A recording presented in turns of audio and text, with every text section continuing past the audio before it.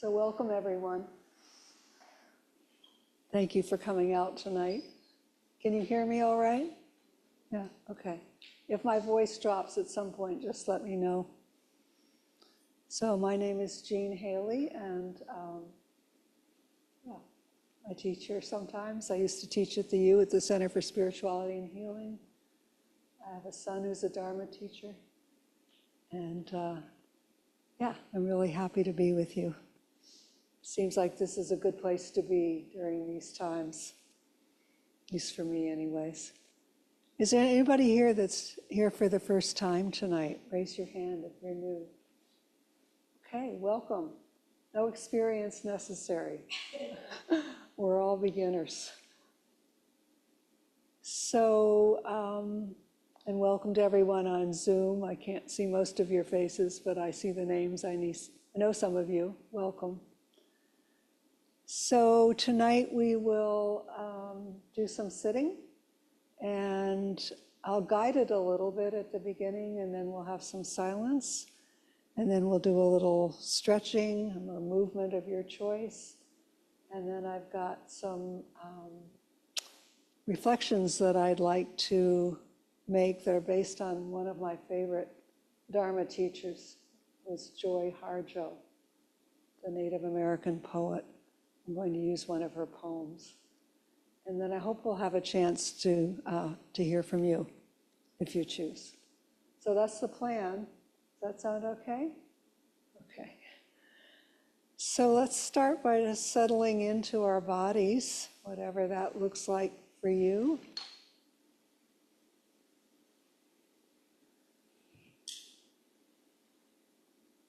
If you feel like it, you can close your eyes or leave them gently open. Let's start just by taking a few deep breaths, just to relax the nervous system, breathing in and breathing out. Just doing that for a few breaths if you choose.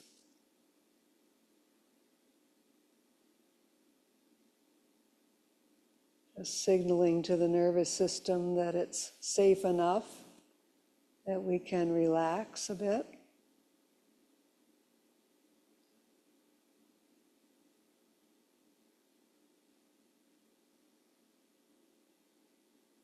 And then if you'd like, you can just allow the breath to be natural, however it is for you in this moment.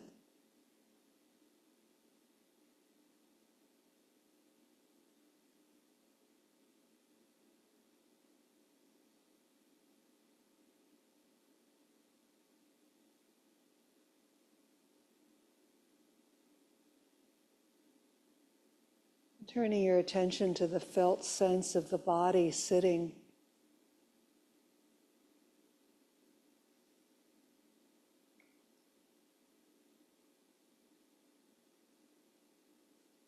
Feeling the weight of the body.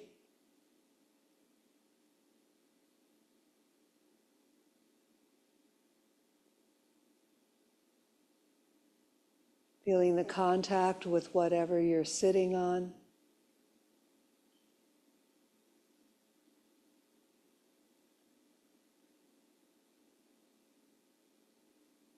Feeling the earth beneath.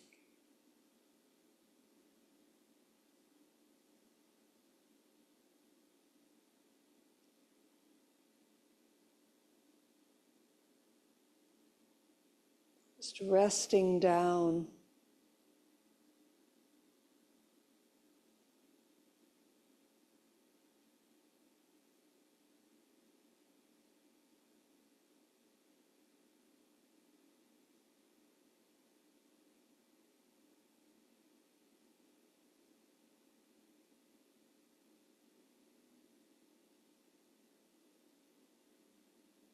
The body's solid and firm, just as the earth is beneath. This is the earth element in the body resting on the earth below.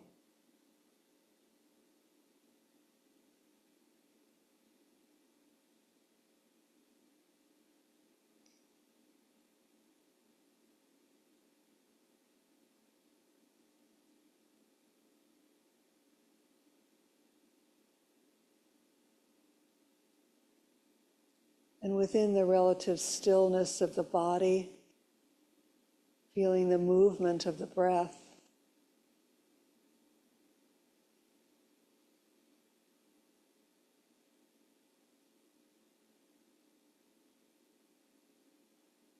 The breath coming into the body and the breath leaving the body.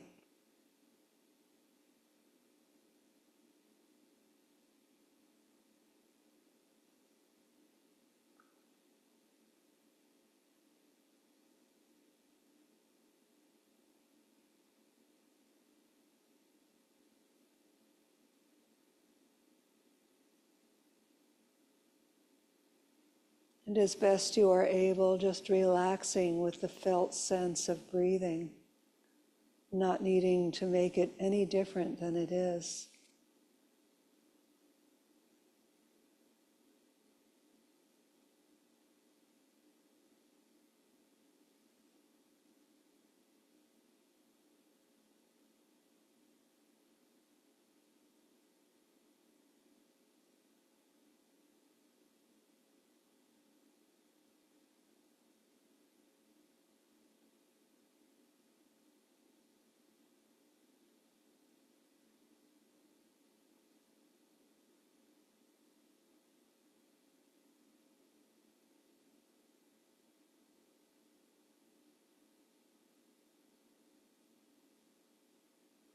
The moving breath, this is the wind element in the body.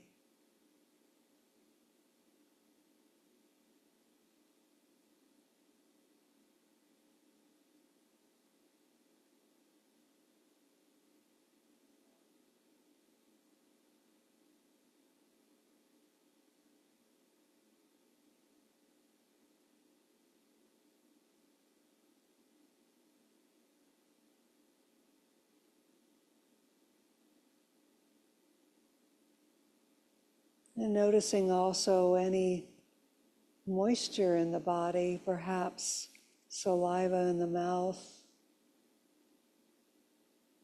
tears in the eyes, or just a sense of cohesion.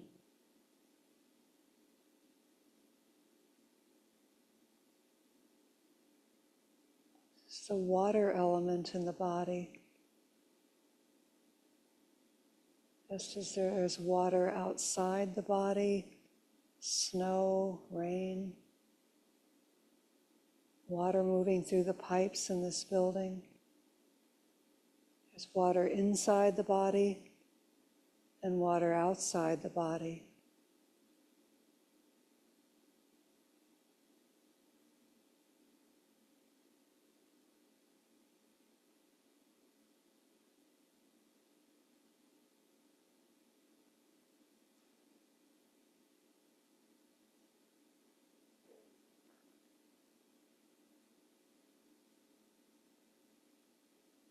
And feeling temperature in the body, places of warmth or coolness.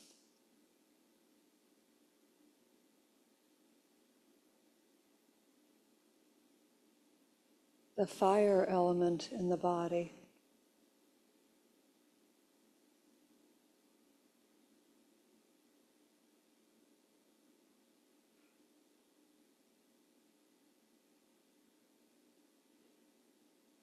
And just as there is temperature outside the body, fire element, there is fire in the body.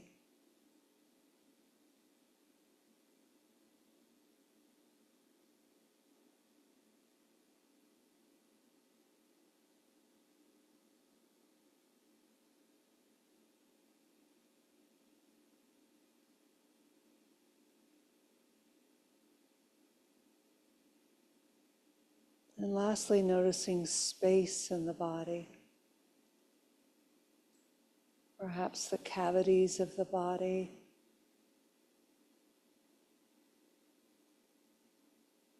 the mouth, the ear canals, the nose.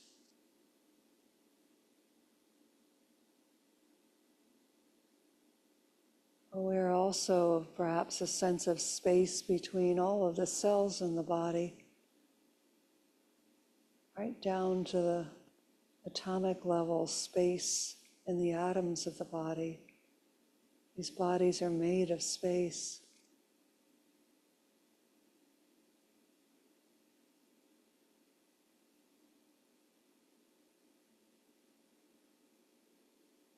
And the space outside the body,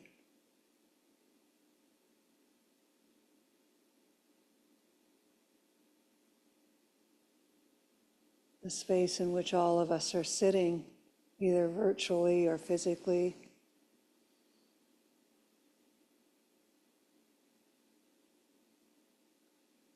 Space outside the body and space inside the body.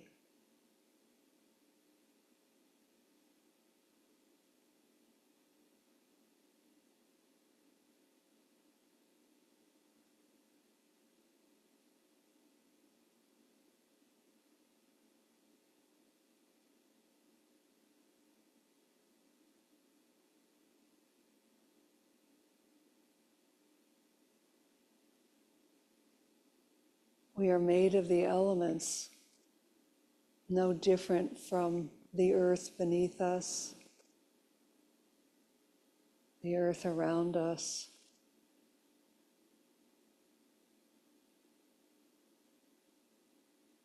Always changing, impermanent, not self.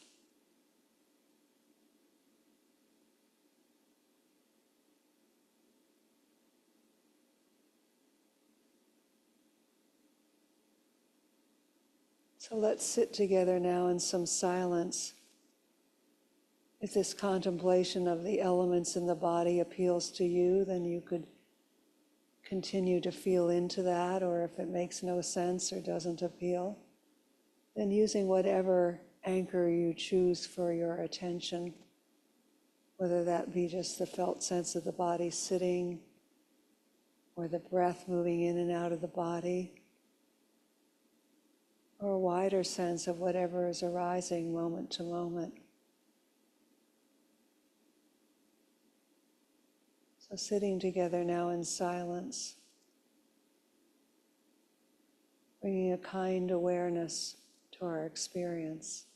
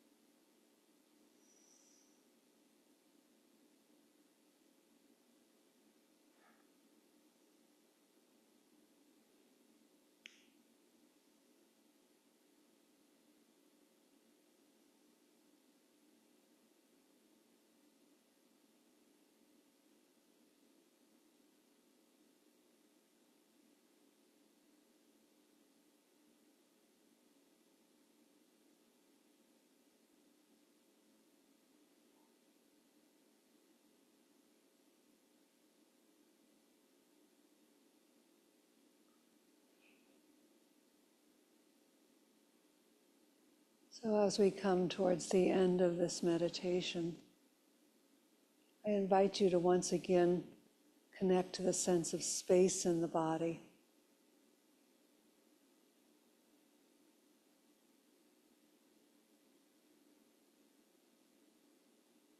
And expanding your awareness to include the edges of the body and the space that surrounds the body. Space inside the body and space outside the body.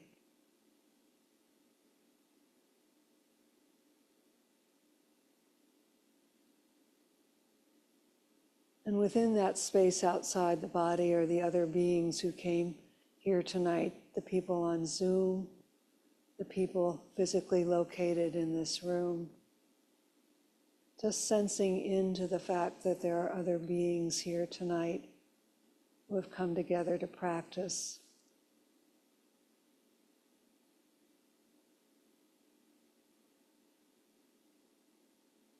And sensing into the support, the feeling of support from the fact that there are other people here.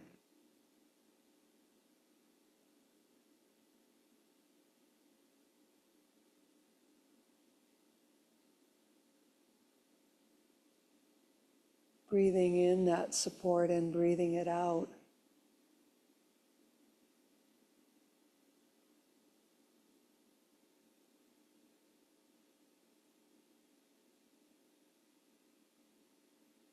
And if you'd like, you could even think of something nice or good that you'd like to send out to the others here tonight, the people on Zoom and the people in this room. Maybe breathing out some kindness and breathing in, breathing out for the others, and receiving whatever they're sending out as you breathe in.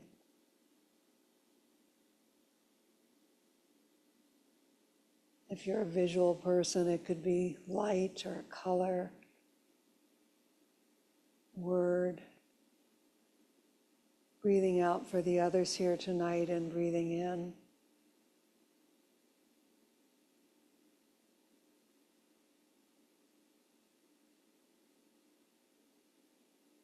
And if you'd like to expand that kindness, compassion, whatever it is, to include others outside of this community, people whom you might know personally or those whom you don't know, people who may be feeling vulnerable now, or just anyone that comes to mind. So breathing out wishes for their well-being and breathing in.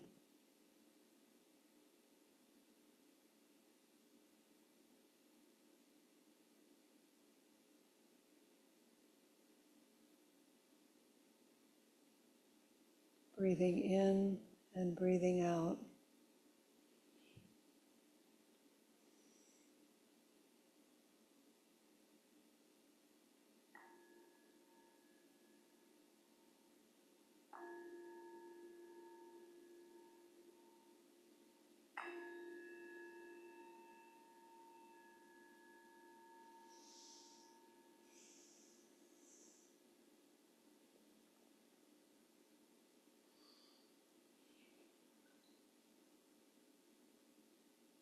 So let's take a few minutes to stretch or move your body in whatever way might feel good to you.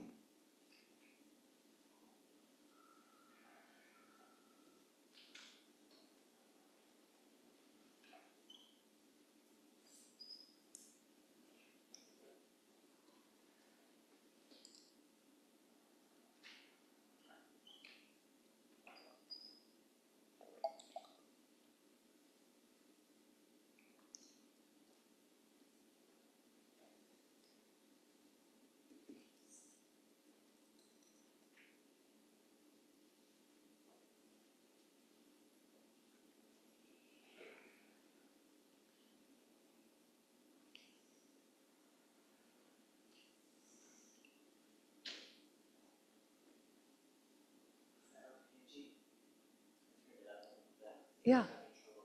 Oh, sure. That's fine. Thank you.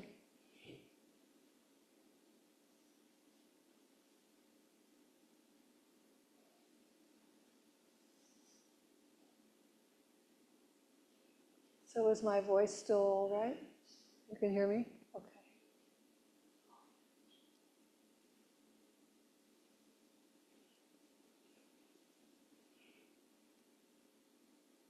So I'm never quite sure what I'm going to do when I guide a meditation, and what came to mind was the elements, because I'm going to be talking about a poem by an indigenous poet. I don't think I got the order correctly. There is a particular order. I think I was out of order, but actually I don't think it matters. So if you want to know the real order, you can Google it, I'm sure.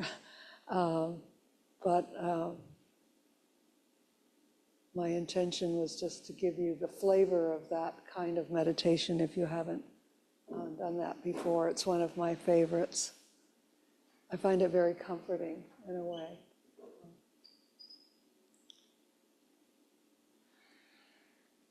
So I wanted to talk tonight about one of my favorite dharma teachings, which is a poem by a citizen of the Muskogee Creek Nation and the 23rd poet laureate of the United States, Joy Harjo. Does anybody know her work? You know her? Oh, you did? Oh, recently? Ah, okay. I think she was actually in the Twin Cities last year or the year before. She's an amazing poet. She's also a great saxophone player. And she goes around the country playing her saxophone. I've never heard that, but yeah. So there's a collection of her poetry entitled Conflict Resolution for Holy Beings. Seems appropriate. And I've been looking for inspiration and things that will provide solace. And these poems do that for me. So that's what I'm going to use as kind of the framework for what we're going to do tonight. And I'm going to read the first poem in the book, which is called For Calling the Spirit Back from Wandering the Earth in Its Human Feet. So I'm going to read the poem, and if I just invite you to relax and just to receive her words. Put down that bag of potato chips, that white bread, that bottle of pop. Turn off that cell phone, computer, and remote control. Open the door, then close it behind you. Take a breath offered by friendly winds. They travel the earth gathering essences of plants to clean. Give it back with gratitude. If you sing, it will give your spirit lift to fly to the stars' ears and back. Acknowledge this earth who has cared for you since you were a dream, planting itself precisely within your parents' desire. Let your moccasin feet take you to the encampment of the guardians who have known you before time, who will be there after time. They sit before the fire that has been there without time. Let the earth stabilize your post-colonial insecure jitters. I love that one. Be respectful of the small insects, birds, and animal people who accompany you. Ask their forgiveness for the harm we humans have brought down upon them. Don't worry. The heart knows the way though there may be high rises, interstates, checkpoints, armed soldiers, massacres, wars, and those who will despise you because they despise themselves. The journey might take you a few hours, a day, a year, a few years, 100, 1,000, or even more. Watch your mind. Without training, it might run away and leave your heart for the immense human feast set by the thieves of time. Do not hold regrets. When you find your way to the circle, to the fire kept burning by the keepers of your soul, you will be welcomed. You must clean yourself with cedar, sage, or other healing plant. Cut the ties you have to failure and shame. Let go the pain you are holding in your mind, your shoulders, your heart, all the way to your feet. Let go of the pain of your ancestors to make way for those who are heading in our direction. Ask for forgiveness. Call upon the help of those who love you. These helpers take many forms: animal, element, bird, angel, saint, stone, or ancestor. Call your spirit back. It may be caught in corners and creases of shame, judgment, and human abuse. You must call it in a way that your spirit will want to return. Speak to it as you would to a beloved child. Welcome your spirit back from its wandering. It may return in pieces, in tatters. Gather them together. They will be happy to be found after being lost for so long. Your spirit will need to sleep a while after it is bathed and given clean clothes. Now you can have a party. Invite everyone who knows you know who loves and supports you. Keep the room for those who have no place else to go. Make a giveaway, and remember, keep the speeches short. Then you must do this. Help the next person find their way through the dark.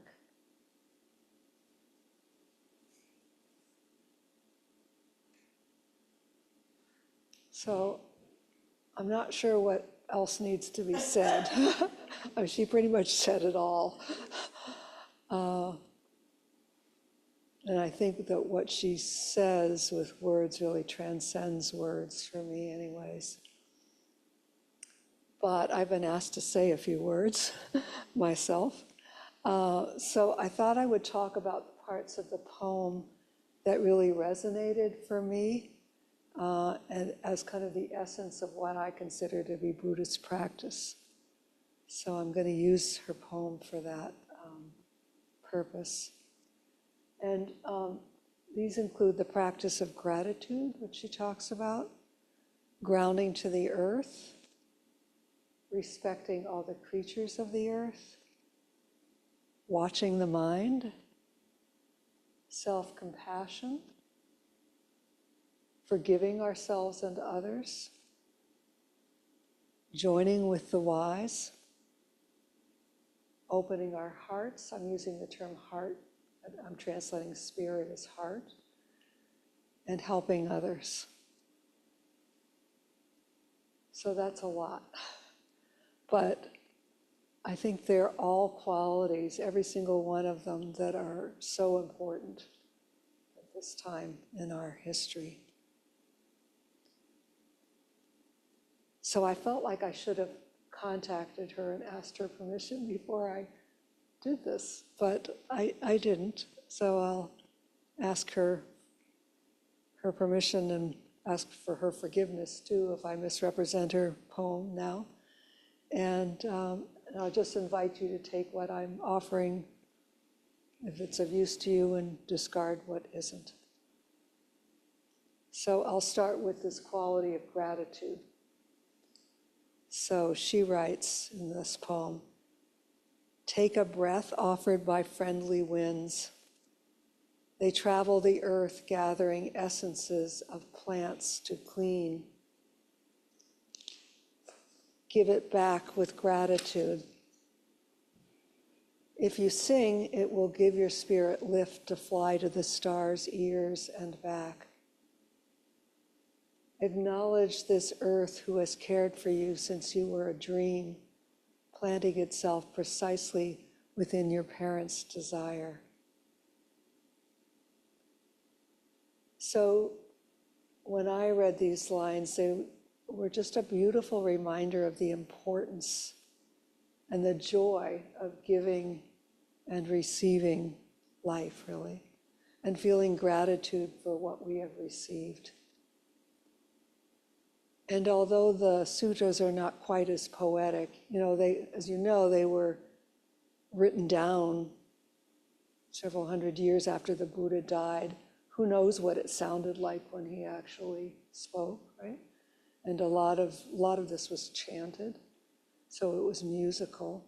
So the words of the sutras, to my ear anyways, can sound not so poetic, but they emphasize this same quality of being grateful, especially to our parents, and more generally, just as a part of being a human being with integrity.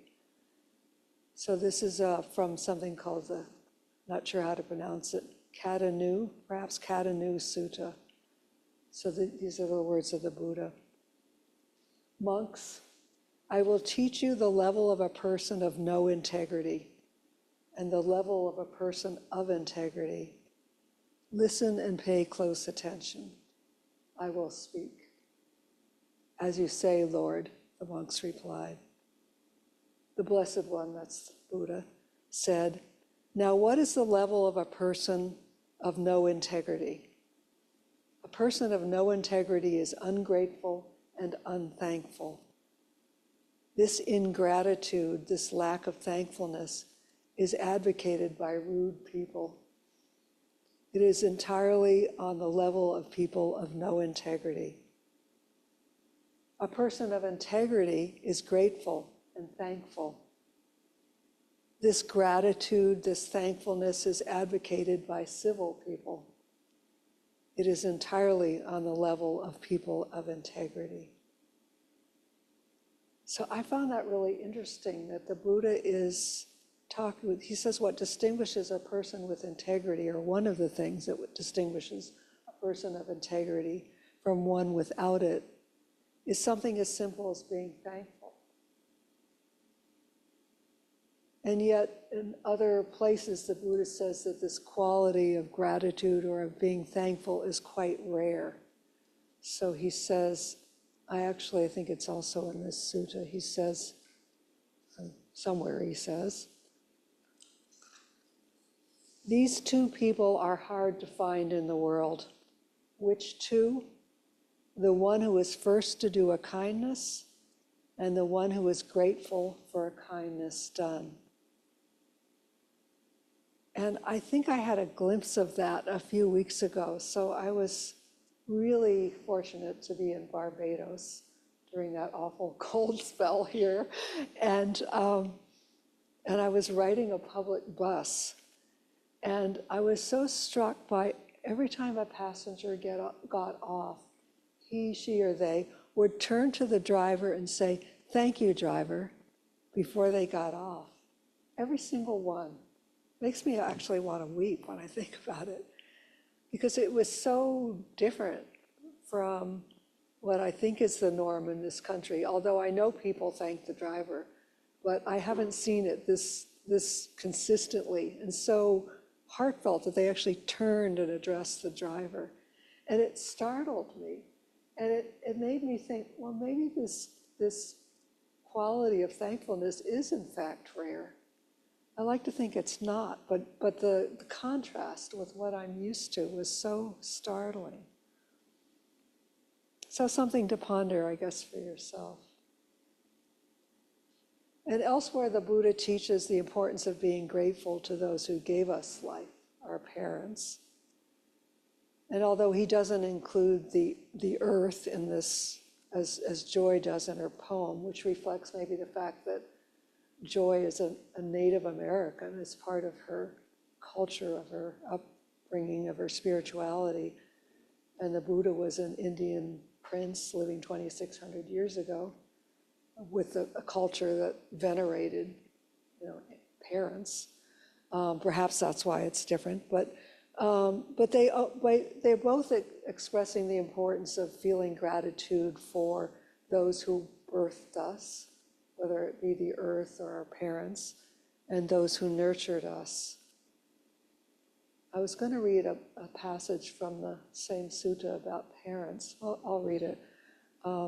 It's kind of striking. So, also from that same sutta. I tell you, monks, there are two people who are not easy to repay. Which two? Your mother and father. Even if you were to carry your mother on one shoulder and your father on the other shoulder for 100 years, and were to look after them by anointing, massaging, bathing, and rubbing their limbs, and they were to defecate and urinate right there on your shoulders, you would not in that way pay or repay your parents. If you were to establish your mother and father in absolute sovereignty over this great earth, abounding in the seven treasures, you would not in that way pay or repay your parents. Why is that? Mother and father do much for their children. They care for them, they nourish them, they introduce them to this world. So he goes on. So he's calling us to be grateful to our parents. Maybe not all of us feel that grateful to our parents, I don't know. But I think the idea of being grateful for this life and for what has birthed us is an important quality. So I'll pause here for a minute. Any comments or questions or anything about gratitude? Anything anybody wants to add to that?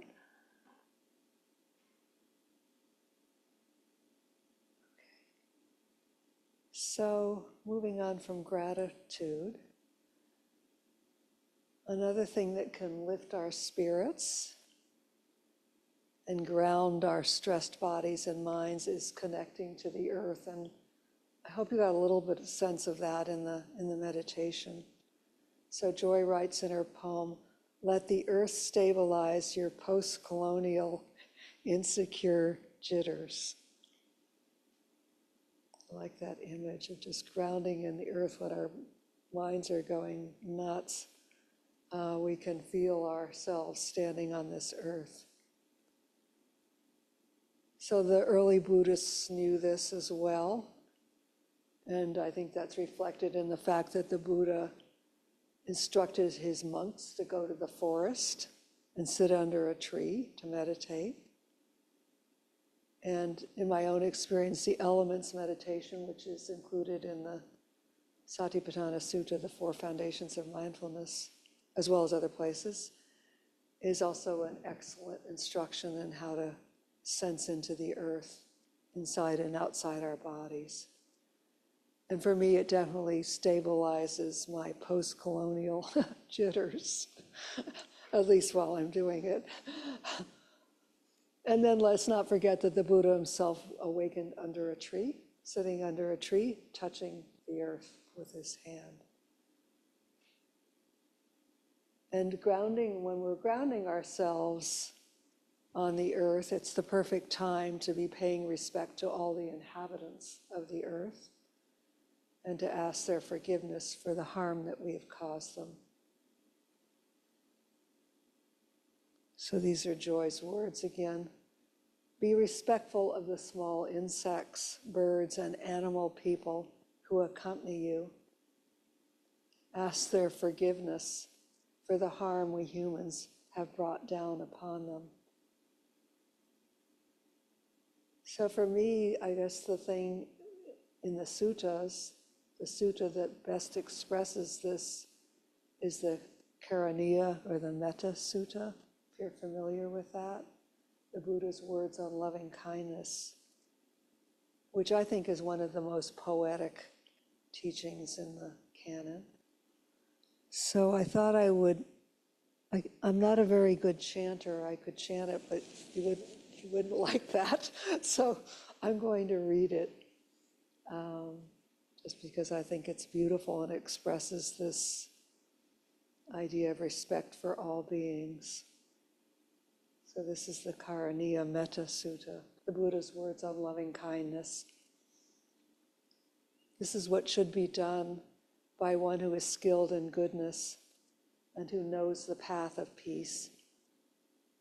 Let them be able and upright, straightforward and gentle in speech, humble and not conceited, contented and easily satisfied, unburdened with duties and frugal in their ways, peaceful and calm and wise and skillful, not proud or demanding in nature. Let them not do the slightest thing that the wise would later reprove. Wishing in gladness and in safety, may all beings be at ease. Whatever living beings there may be, whether they are weak or strong, omitting none, the great or the mighty, medium, short, or small, the seen and the unseen, those living near and far away, those born and to be born, may all beings be at ease. Let none deceive another or despise any being in any state. Let none through anger or ill will wish harm upon another. Even as a mother protects with her life her child, her only child, so with a boundless heart should one cherish all living beings, radiating kindness over the entire world, spreading upwards to the skies and downwards to the depths, outwards and unbounded, freed from hatred and ill will, whether standing or walking, seated or lying down. Free from drowsiness, one should sustain this recollection. This is said to be the sublime abiding by not holding to fixed views, the pure-hearted one having clarity of vision, being freed from all sense desires, is not born again into this world. I think that's a good thing to recite every day. I've told the story before about being on a silent retreat at Spirit Rock. And every morning I would hear this chanting coming from this room at the end of the hallway. And it was, okay, now I'm blocking out her name.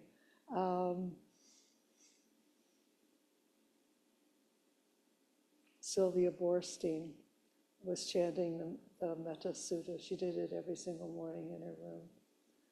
And I thought, what a wonderful way to begin the day. And then I made a little vow to myself that I would do it, which I didn't carry through, but I think I'm going to, having read this again. It would be a great thing to do at this time in our history. So those are the Buddha's words on loving kindness. Anything anybody wants to say about kindness to the creatures of the earth?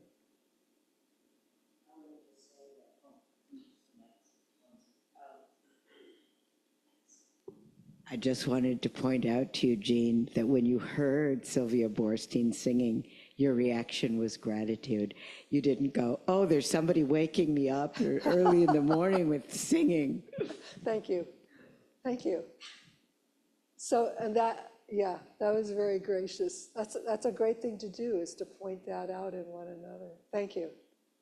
Thank you.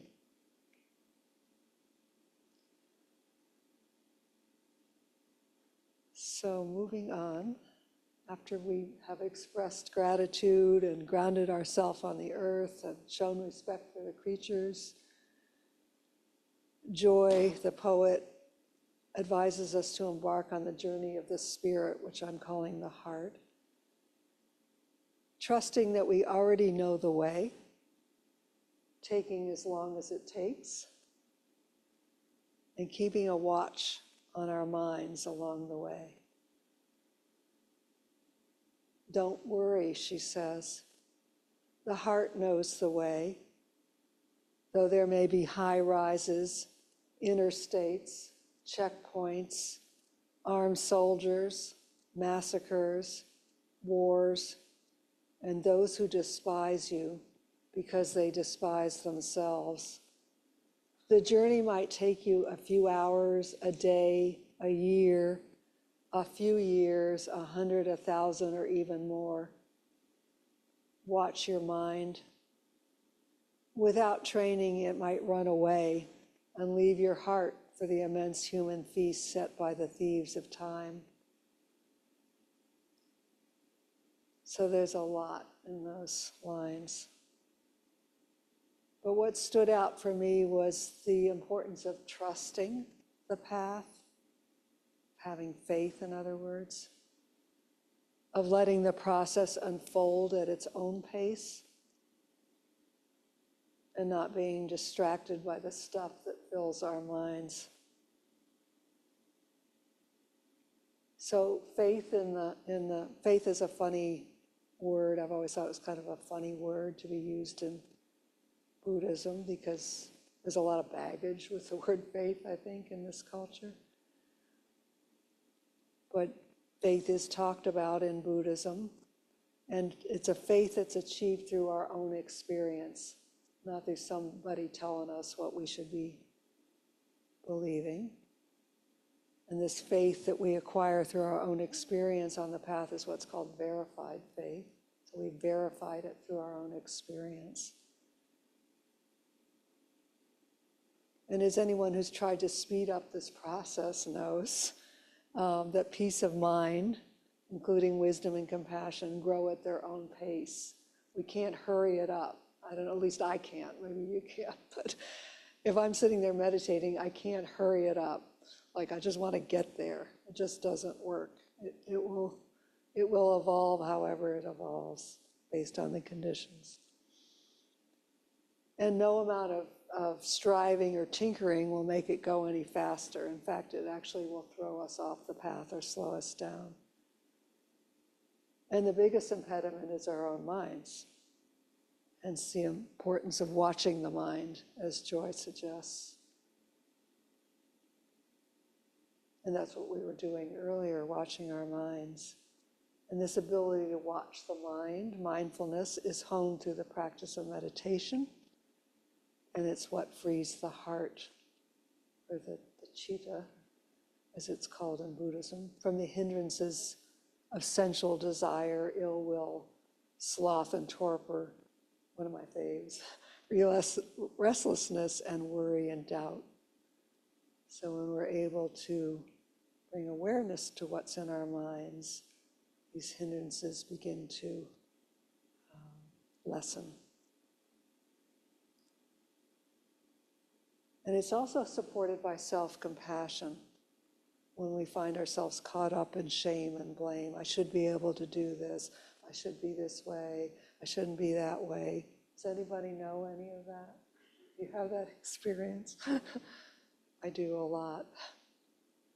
So Joy says in her poem, do not hold regrets. When you find your way to the circle, to the fire kept burning by the keeper of your soul, you will be welcomed. You must clean yourself with cedar, sage, or other healing plant. Cut the ties you have to failure and shame. Let go the pain you are holding in your mind, your shoulders, your heart, all the way to your feet. Let go the pain of your ancestors to make way for those who are heading in our direction. So we all experience these things in our minds.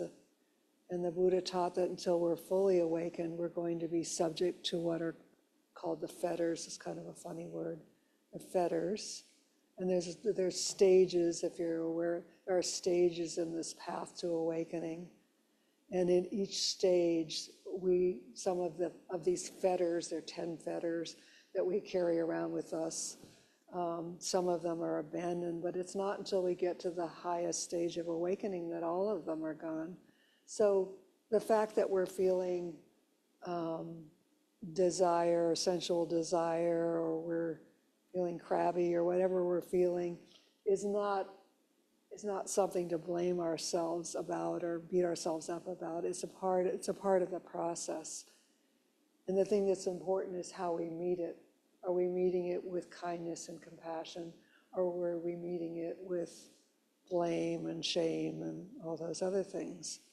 Because it's kindness that allows it to be abandoned. And when we do engage in actions that are unskillful or harmful, we can ask for forgiveness.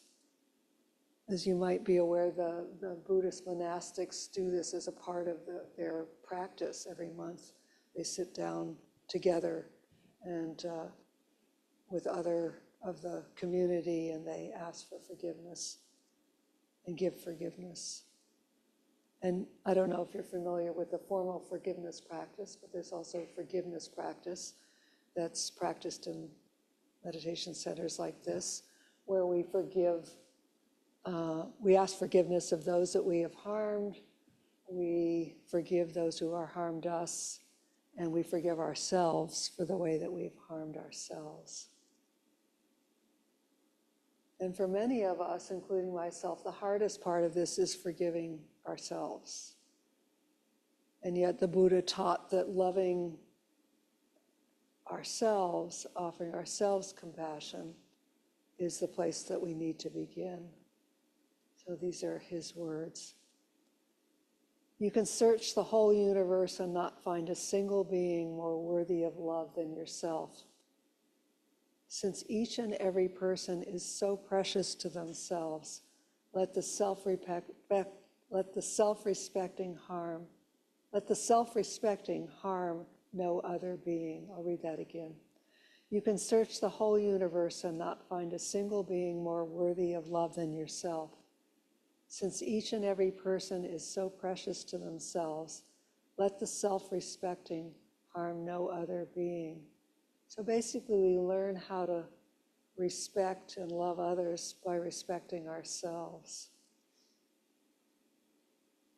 So I recently read a very compelling story about this importance of forgiving ourselves in a book entitled The Choice by Edith Eger. Has anyone read this book? It was published a while ago, I think. I don't remember when.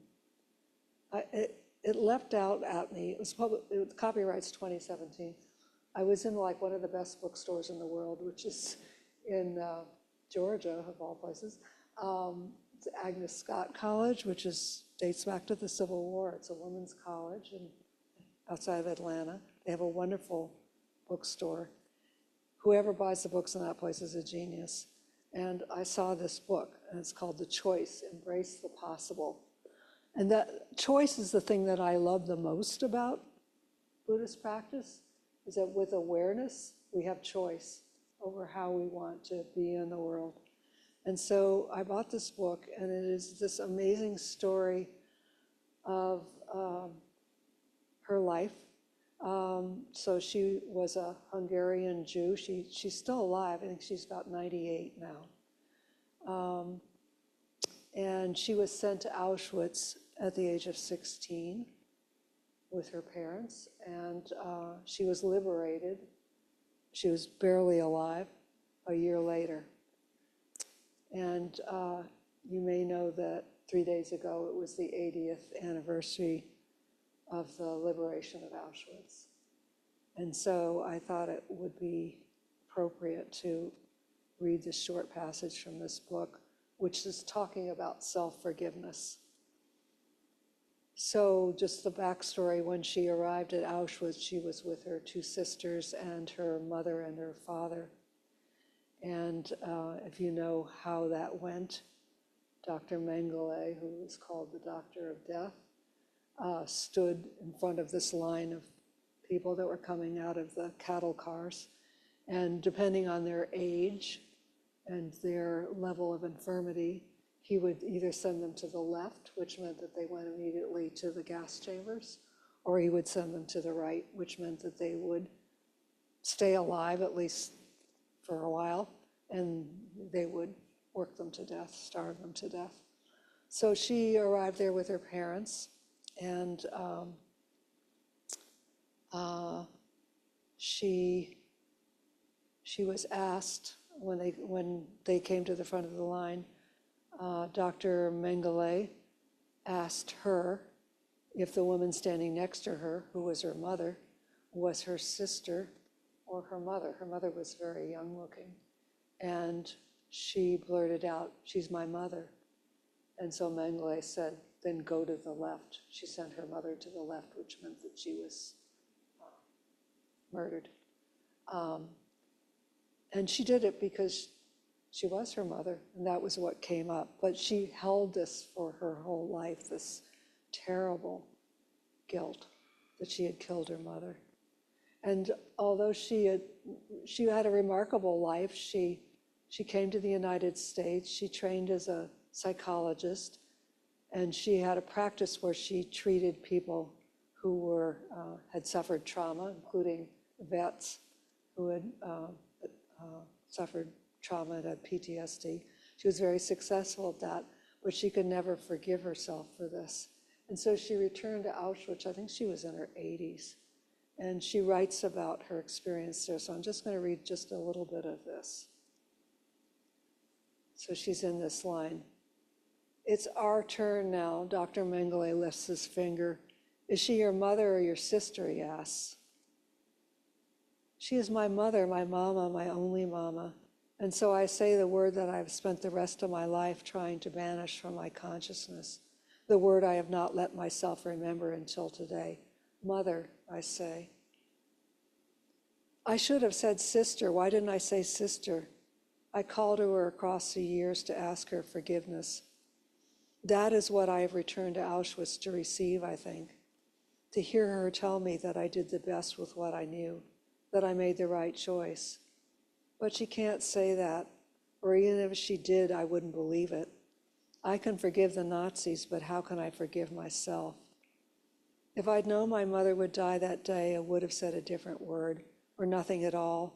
I could have followed her to the showers and died with her. I could have done something different. I could have done more. I believe this.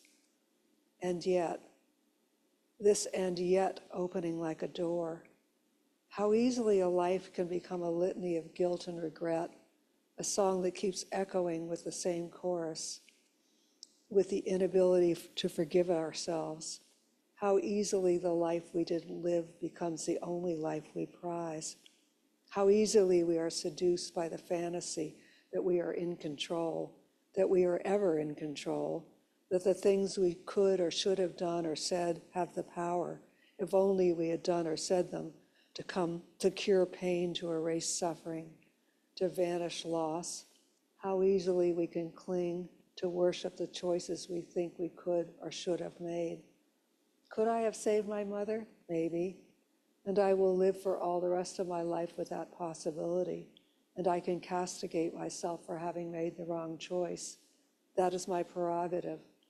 Or I can accept that the most important choice is not the one I made when I was hungry and terrified, when we were surrounded by dogs and guns and uncertainty, when I was 16.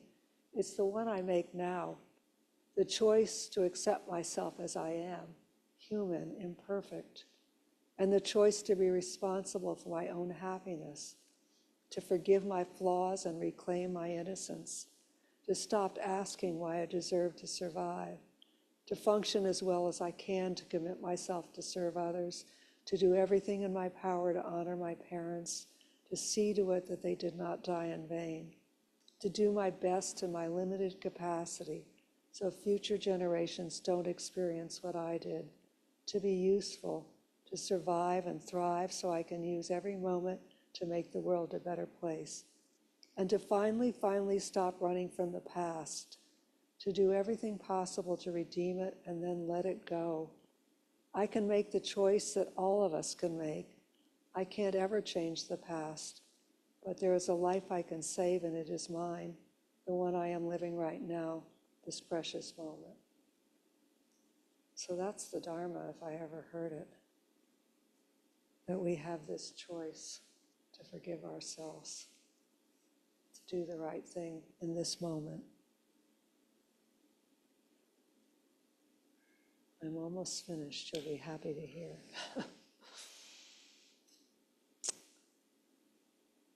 So in addition to these things that I've mentioned, the things that I think are such important qualities in the Dharma, we can also call on the support of those who love us, our spiritual guides, our teachers, and our ancestors.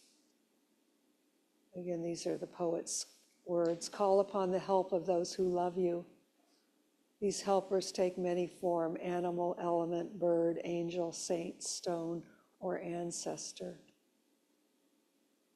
And so the Buddha taught this as well. He told his son Rahula that spiritual friends, Kalyanamitta, all of us here, that spiritual friends are the whole of the path.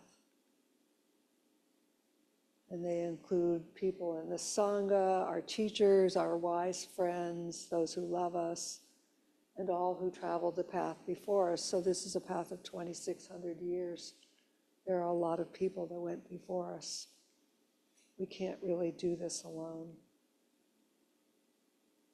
And when we're supported by this love and wisdom of others and by our own love for ourselves and the teachings, we are ready to call our spirits back, our hearts, our Buddha nature, or bodhicitta, or whatever you want to call it. We can call our spirits back. And these are her words again.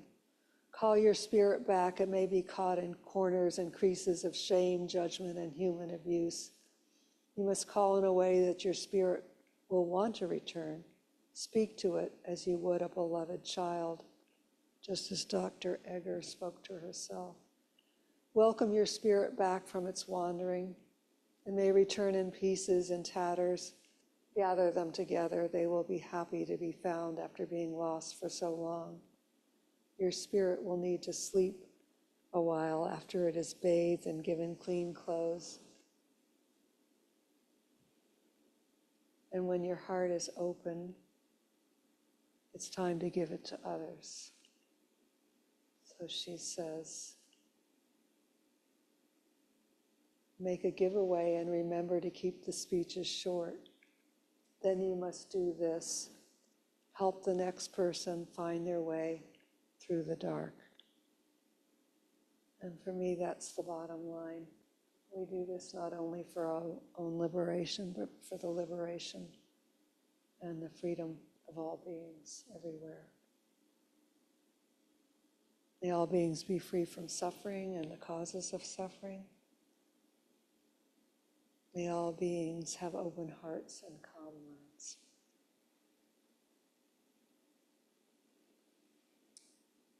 So those were a lot of words. I hope there was something of use in there.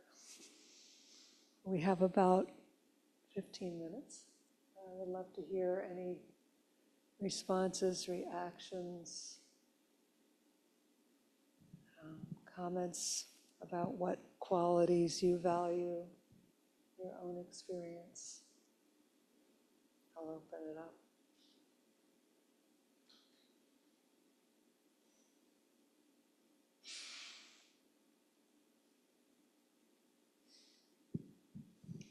And if anyone on Zoom wants to speak, you can just unmute yourself, and in the room we'll pass the mic around so people on Zoom can hear.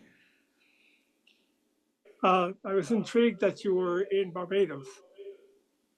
There's an echo. I hear an echo. That's where my grandparents, my dad's parents are from. And I took a bucket list trip there in 2010, which was really a lot of fun. So I'm curious, there are a couple of issues that you spoke about in the readings. Forgiveness. I had a lot to forgive for my grandparents and my parents. But I wanted to make the bucket list trip to feel what it might have been like to live there. And so I went to Barbados for a week or so, and it was a lot of fun. I'm going to ask, why were you there? I guess I just wanted to experience something different, and it was warm. The thing that amazed me the most was the generosity and the kindness of the people. I mean, I was just blown away by it. people were so kind. So that's why I would go back. We didn't do the kind of the tourist thing. We didn't stay in a resort or anything like that. We just basically walked around and took public buses and stuff like that. And it was so, it just filled my soul. I mean, that it was possible to live like that with so much generosity. So yeah. I just want to mention that the thank yous to the bus drivers. I think I grew up, because my grandmother was born in 1893, and I grew up with that thank you.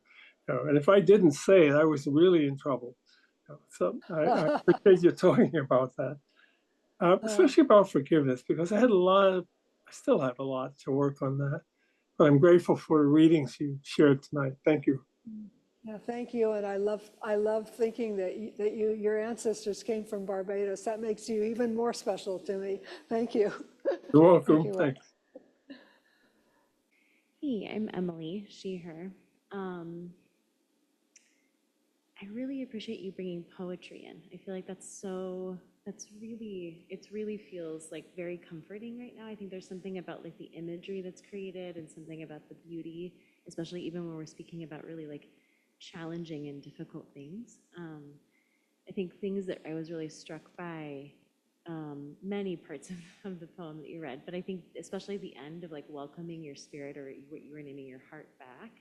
I think there's something about that right now that really resonates with like the difficulty of facing things that are really hard, and like even the image of like our minds running away, you know, like I think there's something about that that feels really resonant, and I could visualize and see that too, you know, especially right now in the world. And I think like the idea of like, it's okay, like you're gonna welcome your heart back. It's gonna come back. Like you're gonna have it come back. It's gonna be maybe torn or tattered, but it'll come back. You know, there's something that's so, the visual of that is so reassuring, you know, are so beautiful in some way, you know, even then when it's tricky or hard or overwhelming. So I really appreciate that. Yeah. Thank you.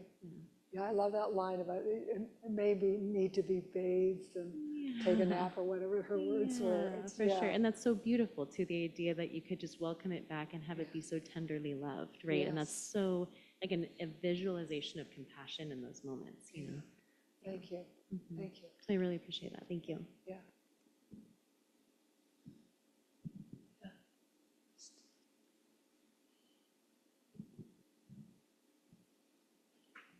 Well, I struggle with forgiveness a lot, you know, like especially forgiving myself. Others getting there, but like myself definitely have a hard time still. I think the issue really goes back to like for me is that like I really like things to be nice and perfect and things go well for me, you know, and like I realize like how much I'm attached to that. Is that, oh, if something is going well, then I'm really happy, but then if not, then you know I'm completely 180, right? You know, like even maybe a trivial example today, personally speaking, is that okay, like today I'm off today because of Chinese New Year, but like so I decided okay, maybe go for a bike ride because it's so warm out there. Like I've ride bike a lot traditionally, but haven't been for the last few months because of a car accident.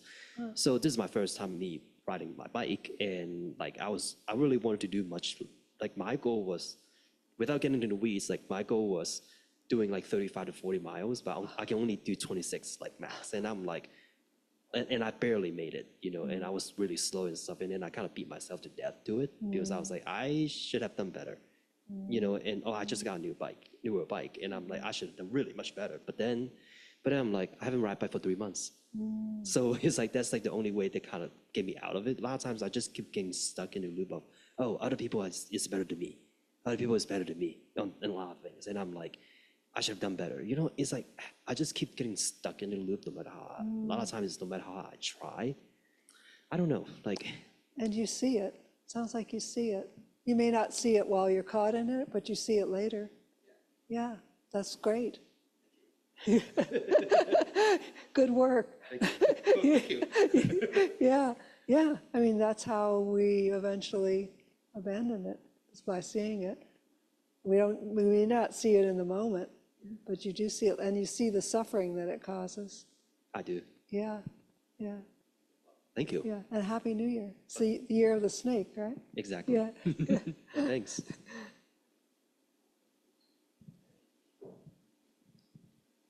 Hi, thank you. I sat here a little bit bristling about the fact that this woman, because of who we are, we take on guilt that isn't ours. And it reminded me of, I don't know who's seen the movie Sophie's Choice. It's old. It's and that there's something insidious about when someone is acting out of ill will towards us, that part of what happens isn't just the deed, but we're left holding the bag for their intent. Like no sane person here or anywhere else would come away with the feeling that she had about herself, that it was her fault that her mother died. Nothing that she didn't say anything with any intent for that at all, nor was it even what you would say ignorance, because we shouldn't be expected to know that making a statement like that would kill your mother, right? So what hurts and what really riles me up is that when people act with ill will, a message gets received along with it that we kind of take on some responsibility for something that was not our intention at all.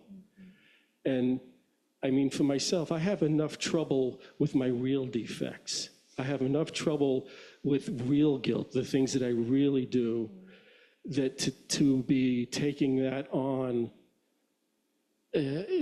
it's just too overwhelming. And I think part of watching our mind would also have the sense of boundaries to be able to practice separating what's ours from what isn't ours.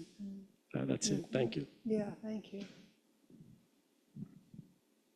I hear anger. I also feel there was a word you used, grief, sadness. Yeah. Thank you. Yeah. A few more minutes. Anyone else?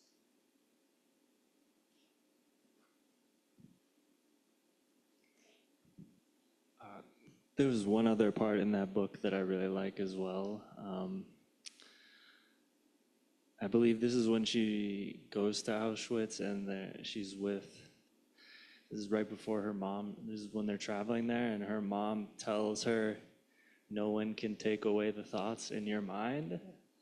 And so when they get to the camp, the soldiers are making her dance, and she is just doesn't know what to do with herself, but then begins dancing. And she loves to dance, and so she imagines herself in the big Budapest center, dancing in front of everybody while she's dancing in front of these soldiers. Yes. Yeah.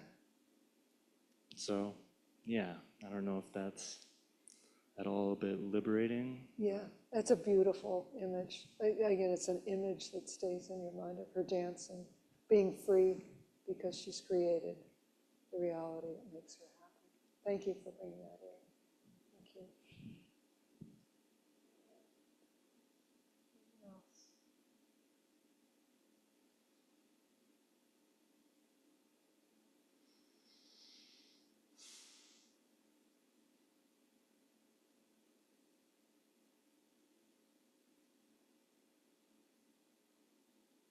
So my hope is that you will find the qualities that sustain you in these difficult times, that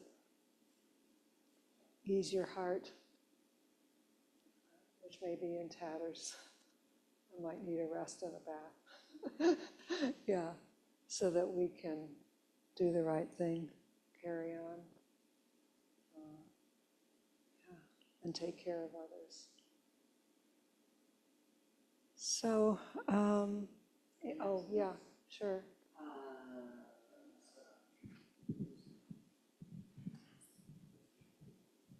So there is an introduction to mindfulness meditation course with Shelly on 4 Tuesdays, February 4th through the 25th, in person or online. Day-long retreat for people of African descent with Stacy McClendon, Saturday, February 8th, 9:30 to 4, that's in person only. You would sign up online. There is a practice period at the retreat center, which is about an hour and 15 minutes from here, with Rick Condon and Pietro Ferrero. That's Thursday, February 6th through Sunday, February 9th.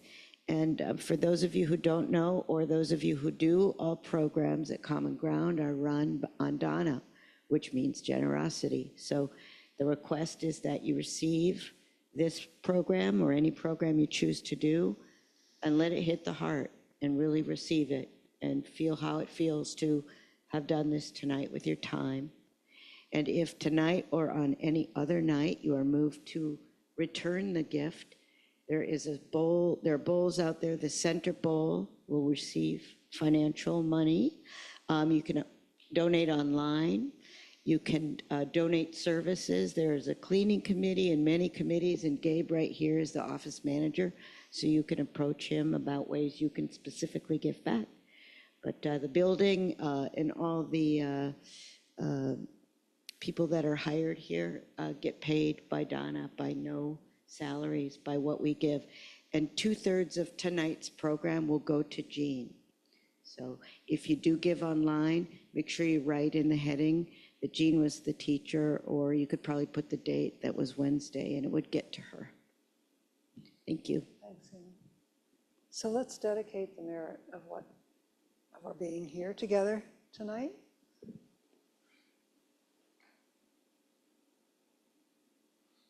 Just reflecting on the goodness of our having come together tonight, for having practiced together, support one another with our presence, dedicating whatever goodness may have come from tonight, dedicating that to the well-being of all beings everywhere, human beings and other beings, creatures of the earth, being seen and unseen, beings who are feeling vulnerable, who are afraid, beings who are feeling joy. May all beings everywhere be free from suffering and know the causes of suffering. May all beings know kindness.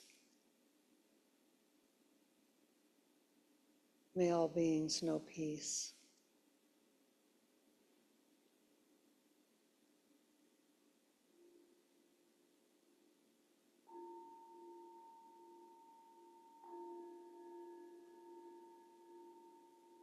Thank you for coming. Keep your hearts open.